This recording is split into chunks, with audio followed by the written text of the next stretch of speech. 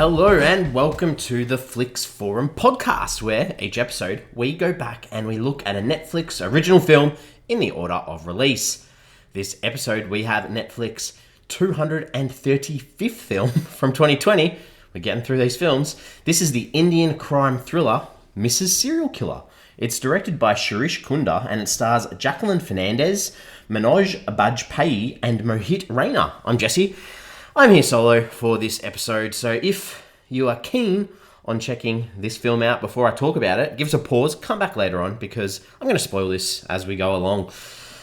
We do start our show with the Fast Flicks, and that is a quick little summary of what the film is all about. So this one for me is about a doctor who is charged as a serial killer, and his wife goes to all lengths to set him free. If that intrigues you, maybe you might want to watch this one. I'm not sure if you can tell from the enthusiasm in my voice, but this one is a bit of a stinker. I'm trying not to give away my thoughts too early, but this is a bit of a stinker. We like to look at what we could find out about the film and how it ended up on Netflix. Not much on this one. We often say this for international films, not much. It was nominated at the Indian Tele Streaming Awards for Best Actress in a Leading Role for Jacqueline Fernandez, and you may remember her from one of the Indian films we did a while ago now called Drive. I think she's actually Sri Lankan. But yeah, so she was nominated, didn't win. This is the debut of Zain Marie Khan, the daughter of the director Mansoon Khan, and she trained herself in Taekwondo for the role that she plays of Anushka, which is plays an important role in her character, I guess. Around the world, in Greece, this is called The Serial Killer's Wife. And in Hungary, it's called The Wife of a Suspected Serial Killer. So not too much change in that there. Box office, or when this was released on the 1st of May 2020, which coincided with May Day, a big event around the world for workers' rights. What are the critics and audiences saying about this one? On Rotten Tomatoes, this one sits on 17% on 12 reviews. That is rotten. The audience is a fair bit higher at 48% on more than 50 ratings, but that also is rotten too. IMDb sits at a 4.1 out of 10 on nearly 19,000 ratings. That's quite high. 4.1, not a good score though. And the same with Letterboxd, super low. This sits at a 1.8 out of 5 on a bit over 800 ratings. So it's a mixed bag. Some people have got on logged it, some haven't. Pretty ordinary results. My early thoughts, which I've probably already given away anyway, but this is absolute garbage. Do not waste your time. Do not bother. Do not even worry about putting this on. Maybe hang around though to hear me tear some shreds from this film, because this was wow. I can't believe what I watched. But let's look at the characters. Some characters in this one. So we'll start off with Sona, and Sona's the main female protagonist in this. She's so in love with her doctor husband that she's willing to do anything to prove his innocence. She has a past love. His name's Imran. He's sort of like the inspector or the detective.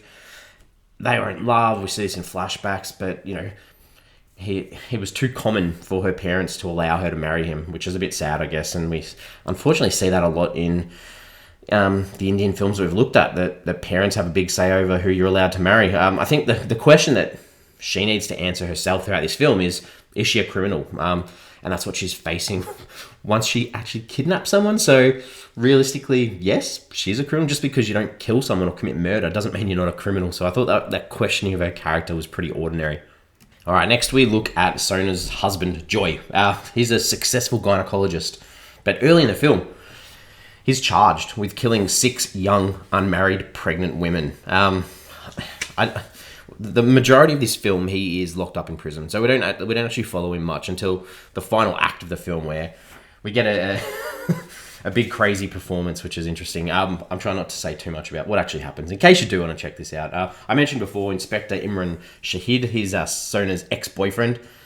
Sona believes that he's setting her husband Joy up because he's jealous. And realistically, we find out in a twist later on that he's sort of going hard after Joy because of a personal connection with his sister. So interesting little setup there.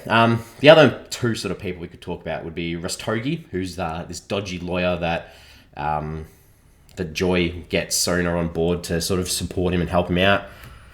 He's almost on his deathbed, and I guess that the idea with him is that he owes Joy because he helped in some way with the birth of his own son. But this guy is ethically and legally irresponsible. Complete piece of work. Like the most unrealistic character I've seen on screen in a while. And finally, we've got Anushka, who is a young pregnant woman who's kidnapped and targeted by Sona. And as an audience, we've got to work out, is she going to get out? Is she going to survive? The director, Shirish Kunder, mainly known as an editor. He's got 21 editing credits, which is quite a lot, but this is his 4th directing credit after the films Let's Fall in Love Again in 2006, Joker in 2012, not the Joker that we all know, and Critty in 2016, and then this film as well. So building a bit of a catalogue of his own work. I'm not sure that this one is one that many people are going to remember. All right, this is the time where we look at some scenes. What are some scenes that stood out? What are some scenes that we enjoyed?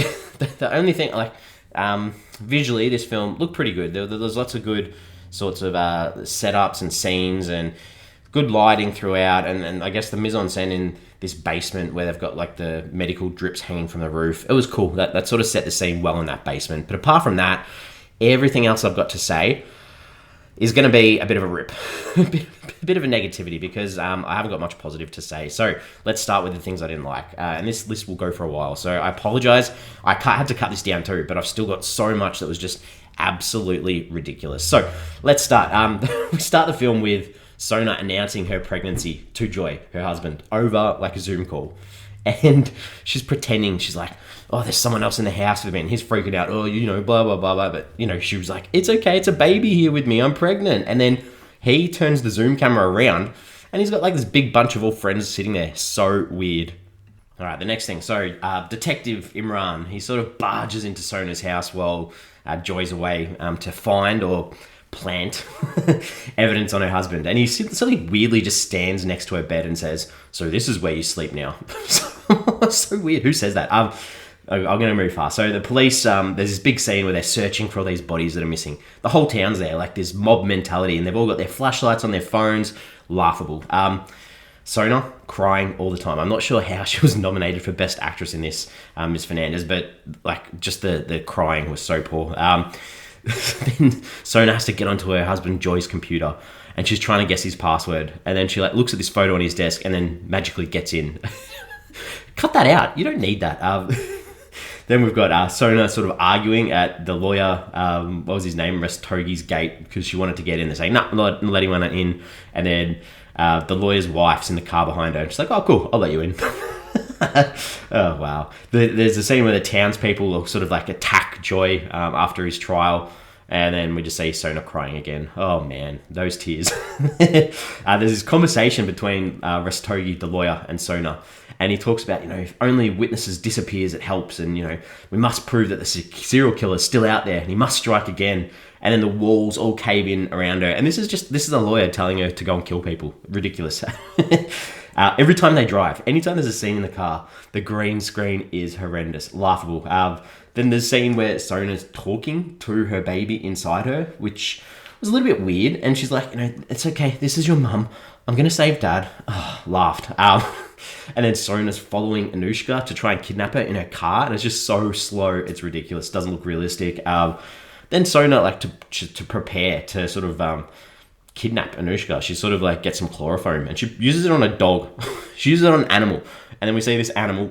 Like, why do you need to test it on an animal? It did not make sense. Horrible. And then when Sona does try to drug Anushka, it breaks into this taekwondo fight with wind blowing through her hair like she's a superhero for Anushka. And then there's like this flashback scene because Sona and Anushka, for some reason, were neighbors or knew each other at some point. And we see her using like an inhaler or a puffer. And that's the reason we understand why she's so out of breath. And then Sona sees pollen, like flowers in the field, and grabs the pollen and then throws it through the air to give her an attack. I can't believe I'm saying this out loud. How ridiculous. Imran, the investigator, he's sort of investigating Anushka's disappearance because at this stage she's been kidnapped. And he sort of goes to her house, talks to her parents, goes into her room, and then just says, this looks like a boy's room, not a girl's room. And the parents say, oh, after our son died, she tried to be our son too. That adds no context to this film at all. That whole scene adds nothing. Cut it out. Get rid of it. Anushka, when she's kidnapped, she makes these derogatory comments about because she's got a female kidnapper. Like, oh, are you gay? I've got nothing against gays. Not needed. I'm 90% sure at some stage Sona was listening to a podcast or a radio, headphones about abortion so that she could carry this out on Anushka. I'm not sure if that's the case. Not needed. Anushka escapes from this bed that she's kidnapped in. And then she, instead of just running and getting out, she takes the time to make this rude middle finger gesture out of towels and leave it on the bed so that Sona can see it.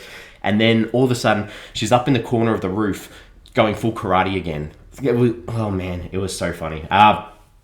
Sona was sitting at her husband's court hearing. This guy that she's doing everything for wants him to be successful, and it just cuts to her like playing Candy Crush on the phone. Like, what? Like, you're supposed to be so invested in this case. You're sitting in court playing Candy Crush. And then the crowd all sort of a sudden start cheering when he's given bail. And this is the crowd that wanted to lynch him. Just so many ups and downs of nonsense. What else have we got? Sorry, this list is going forever. I think similar to with Sona before, once Joy's out of prison, he puts his head on Sona's stomach to talk to the baby. And then they make some comment that she wants to name it if it's a girl after the girl that she's kidnapped. I'm so confused. Then we have this last concluding section in this basement where Joy goes full-blown crazy, and he has this rant about whores and perverts, just this over-the-top villainy, which leads to this slow-mo chase between Joy and Sona to get this scalpel. And it's horrible. And then he goes nuts and crazy, stabs her through the hand with his scalpel, and he's like, I'm not an effing ice cream, because Joy, his name in India, is a brand of ice cream. So laughable. And then, oh my God, Joy, he goes on about his ending in this film being a bit like The Sixth Sense. He's like, you must feel like you're watching the climax. It's more fun the second time. To even compare this film to The Sixth Sense disgusted me. Nearly done. And then we've got the idea of Joy sort of, in his backstory, Imran, the detective, comes and he gets tied up too. And we hear this backstory that at some stage when Imran was fishing around to get information on Joy knocked him out, and then Imran, the detective, ended up in a coma for 2 years. What? Ridiculous. Finally, the final scene in the hospital. Everyone's all there together. They're all in the same hospital room. Ridiculous to start with if there's been some sort of physical altercation. But Anushka's sort of like saying, I'm going to be together with my boyfriend Sid now. Haven't even talked about Sid, but he was useless. And then Anushka's telling Sona that, her and the detective should start a life together. And then there's this horrendous idea that Joy's escaped. He's no longer in the hospital. And then we see him with his dodgy lawyer helping him get out. Like, please, this is not getting a sequel. Apologies for my rant. I think I'm done. Themes, ideas. I mean, this is very hard to talk about anything meaningful in this. I think the idea, I guess, of the medical profession being people that you should be able to trust. And in this, obviously, we can't. And a little bit too, I was quite annoyed in that idea too, that the Dr. Joy is making his own moral choices over these women that he's taking their fetuses because he doesn't agree with people being having children without being wed. And I'm not sure that really stands up as a theme, to be honest. It's just a poor plot point, a poor character device. What do I take away from this? I think I'm sick of doing films like this. It's getting frustrating that a lot of these international films, maybe, and because I'm not from the countries that they're from, maybe that's why I'm not connecting with them, but they are frustrating me. And especially the films where we get the opening scene and then it's something that we lead up into the film later on. It's not adding anything to the film, so don't do it. It's really frustrating me. Questions. What am I thinking? I think mental health, maybe. Like, everyone in this film to me is some way deranged. So what are they trying to say about this? I don't know. I don't think there's anything meaningful to take out of it, but that's something that sort of stood out. And then I think possibly I sort of touched on this a little bit in the themes, but this is almost an anti-feminist film, which is really disappointing in this day and age. The idea that, obviously they believe in this film through the character of Sona that a woman should do whatever it takes for their husband. And when it's something as iffy as being a murderer, I don't think that stands, unfortunately. So I'm ready to wrap this up. I'm done. I'm going to give it a rating out of 5. I can't recommend any single piece of this film. It's so poorly put together. It leaves like this disgusting taste in my mouth. The fact that Netflix thought that this would be a good idea to actually release, it really surprises me. I think that if I end up taking a little bit of a break from our weekly podcast, it's because of this film. It's because I need a break. It's because I'm not sure I can sit through any more dribble like this. I'm giving this 0.5 out of 5. Lucky to get half a star.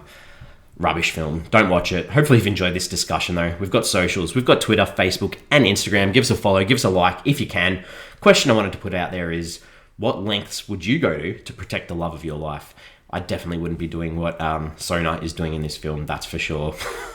Thank you for listening. As always, next week, if I can bring myself together to do it, we're doing a 2020 comedy coming-of-age drama called The Half of It. It's directed by Alice Wu. It stars Leah Lewis, Daniel Diemer, and Alexis Lamaya. So that's what we've got next week. Hopefully I'll see you there. If not, it will be in sometime soon once I've got my mind back after this film. I'll see you next week.